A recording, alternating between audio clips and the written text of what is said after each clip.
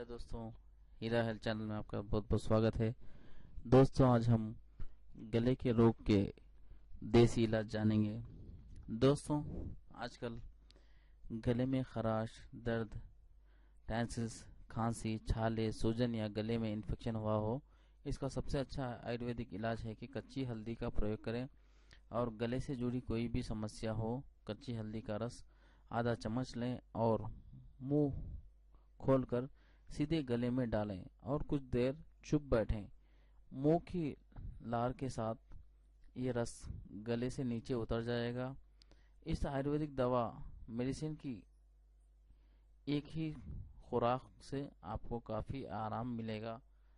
सूखी खांसी हो, कफ वाली खांसी हो या फिर पुरानी वाली खांसी, पुरानी काली खांसी हो, ये उपाय करने के कुछ देर बाद ही आपको फर्क महसूस करने लगेंगे।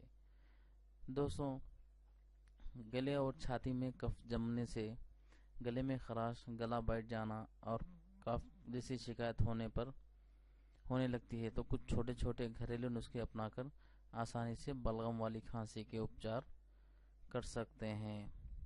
दोस्तों, कि गर्म दूध पीने से कफ में राहत मिलेगी और अदरक छिलकर एक छोटा टुकड़ा मुंह में रखकर चूसने से कफ निकलने लगती है और गला साफ होता है। मुलठी और सूखा आंवला पीसकर चूर्ण बना लें और इसे मिलाकर रख लें। छाती में जमा हुआ कफ साफ करने के लिए इस चूर्ण को 1 चम्मच सुबह शाम खाली पेट लें।